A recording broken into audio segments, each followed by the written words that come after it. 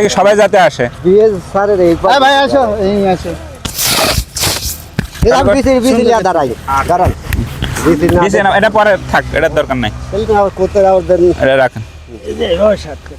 কাকা একটু দাঁড়াও গা। হ্যাঁ, চালু হয়েছে। তোমাকে ইয়া কার্ড দেওয়া হবে, আসেন আসেন। হ্যাঁ, আসেন। তোমাকে ফ্যামিলি কার্ড দেওয়া হবে, আসো। ভাই আসেন, ভাই আসেন, দাঁড়ান। দাঁড়ান এইখানে দাঁড়ান।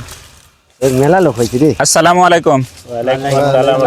সবাই ভালো আছেন? আলহামদুলিল্লাহ। আপনি কেমন আছেন ভাই? আছি আলহামদুলিল্লাহ, বেশ ভালোই আছি। তো এই যে আমরা একটা ব্যানার নিয়ে দাঁড়িয়ে আছি, হ্যাঁ, আমের হপার পোকা দমন এবং আমের ফলন বৃদ্ধিতে কি করণীয় বিষয়, তাই না? এখন এই যে বর্তমানে আমে প্রচুর মুকুল দেখা যাচ্ছে। এই ফেব্রুয়ারি দিকেই কিন্তু প্রচুর মুকুল আসে আমের জমিতে বা আমের বাগানে। তো এই সময় কিন্তু আমের প্রচুর পরিমাণ হপারের আক্রমণ হয়, হপার পোকা। তো এই হপার পোকা কিন্তু আমাদের দমন করতে হবে, তা না হলে কিন্তু আমের এই মুকুলগুলো, যে মুকুলের উপর রস থাকে, এই রসগুলো কিন্তু চুষে চুষে খাবে।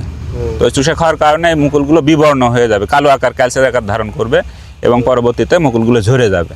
এতে কিন্তু আমাদের ফলন কমে যাবে, তাই না? তো সেই কারণে আমাদের আগে থেকেই এই হপার পোকা দমন করতে হবে। আম চাষিদের বড় একটা উদ্বেগের কারণ হলো হপার পোকা। অঞ্চলভেদে এই পোকা ফুটকি পোকা নামেও পরিচিত। অন্ধকার ও স্যাঁতস্যাঁতে পরিবেশে এই পোকা থাকতে পছন্দ করে। সারা বছরই বাগানে এই পোকার আক্রমণ দেখা যায়। তবে ফেব্রুয়ারি ও মার্চ মাসে যখন আম গাছের মুকুল আসে তখন এই পোকার উপদ্রব বেশি দেখা যায়। নিম্প ও পূর্ণাঙ্গ উভয় অবস্থায় হপার পোকা গাছের ক্ষতি করতে পারে। এরা গাছের কচি অংশ যেমন নতুন পাতা, মুকুল, ফল, কচি কাণ্ড থেকে রস চুষে খায়।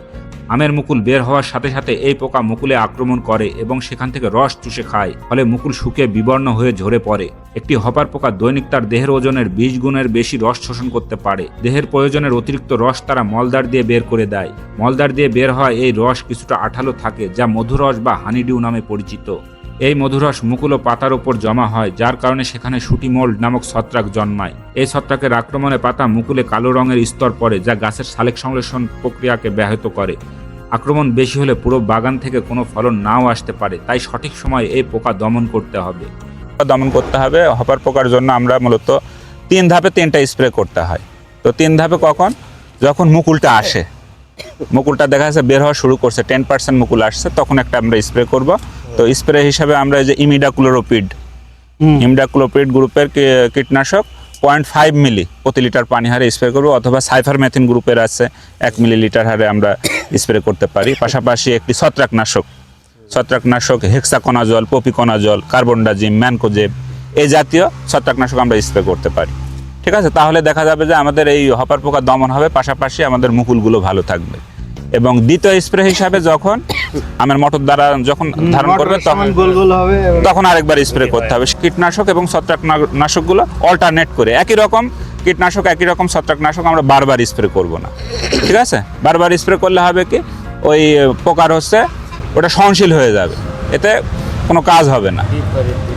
এজন্য অল্টারনেট দিতে হবে। দেখা যাচ্ছে একবার দিলাম ইমিডাক্লোপিড, একবার দিলাম সাইফারমেথিন, একবার দিলাম হেক্সাকোনাজল, একবার দিলাম ম্যানকোজেব, এভাবে অল্টারনেট করে আমাদের স্প্রে করলে দেখা যাবে যে আপনার পোকাও দমন হচ্ছে, পাশাপাশি রোগবালাইও চলে যাচ্ছে। ঠিক আছে, হ্যাঁ। এবং পরবর্তীতে আবার যখন মার্বেল আকার ধারণ করবে সেই সময় আমরা আরেকবার স্প্রে করব সেই একইভাবে।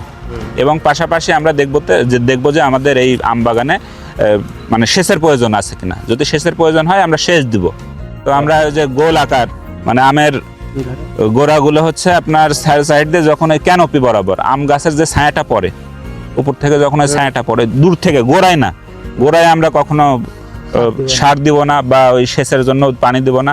সবসময় আমরা ওই ক্যানোপি বরাবর যেখানে পরে ওই জায়গাতে আমরা সার, এবং দুপুরবেলা যে গাছের ছায়াটা যত দুধ দিয়ে আসবে অত দুধ দিয়ে আমরা ওই জায়গায় আমরা সার প্রয়োগ করব। এবং আমের এই মটর দানা বা মার্বেল দানাগুলো আকার আকৃতি যাতে আরো ভালো হয় সেই কারণে আমরা ব্রন স্প্রে করতে পারি। ব্রন 1 গ্রাম প্রতি লিটার পানি হারে স্প্রে করতে পারি।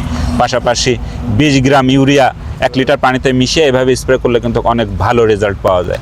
তো এভাবে আমরা আমের মুকুলের পরিচর্যা করব, অনেক ভালো রেজাল্ট পাবো। ঠিক আছে, তো এই বিষয়গুলো আমরা জানলাম। আমাদের আশেপাশে যেসব ভাই ব্রাদাররা আছে যাদের আমের বাগান আছে তাদেরকে আমরা পরামর্শ দিব এবং এই অনুযায়ী কাজ করার চেষ্টা করব। তাহলে দেখা যাবে যে আমাদের আমের ফলন ভালো হবে, আমরা লাভবান হতে পারবো। তো আজকে এ পর্যন্তই। ভালো থাকবেন, সুস্থ থাকবেন সবাই। আল্লাহ হাফেজ।